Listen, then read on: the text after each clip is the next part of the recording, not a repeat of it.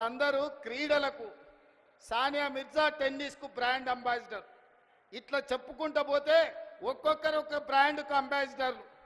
కానీ మన కేసీఆర్ దేనికి బ్రాండ్కి అంబాసిడర్ అయ్యా?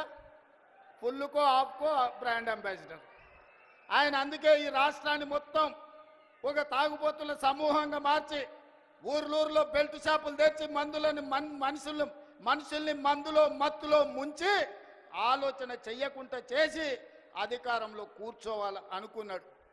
కానీ తెలివిగల తెలంగాణ ప్రజలు తేరుకున్నారు, దిమ్మ తిరిగే జవాబు ఇచ్చిండ్రు. ఇవాళ ఆయన అంటున్నాడు ఏం కోల్పోయినరో తెలిసిందని. ఏం కోల్పోలేదు కేసీఆర్ గారు, మీరు ఆ ఫామ్ హౌజుల్నే ఉండండి, కావాలంటే వైన్ షాప్ ఆయనకు చెప్తా, కావాల్సినప్పుడల్లా సీసాలు నీకు అందిస్తూనే ఉంటాడు. ఆ బిల్లు కూడా నువ్వు కట్టకు, మా వాళ్ళు కడతారు, మా పిల్లలు కడతారు. నీ ఇంట్లో నలుగురు పదవులు కోల్పోయారు తప్ప తెలంగాణ సమాజం ఏం కోల్పోలే. నీ నౌకరి పోతే తెలంగాణ నిరుద్యోగ యువకులకు, నీ తండ్రి కొడుకుల నౌకరి ఊడగొడితే తెలంగాణ నిరుద్యోగ యువకులకు 10 నెలల 50,000 ఉద్యోగాలు ఇచ్చిన ప్రభుత్వం ఈ దేశంలో ఏదైనా ఉంది అంటే అది ఇందిరమ్మ ప్రభుత్వం.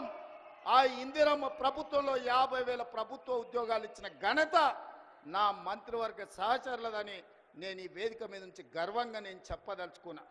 అదేవిధంగా ఇవాళ నీ కొడుకు నీది నౌకరి ఊడగొడితే ఇవాళ 23 లక్షల రైతు కుటుంబాలకు 25 రోజుల్లో మా బట్టి గారి చేతుల మీద 18,000 కోట్ల రూపాయల రైతు రుణమాఫీ చేసిన రాష్ట్రం ఈ దేశంలో ఉందంటే అది నా తెలంగాణ, నా ప్రభుత్వం, నా సహచర మంత్రివర్గ సభ్యుల సహకారంతో రైతులకు ఈరోజు 18,000 కోట్ల రూపాయలు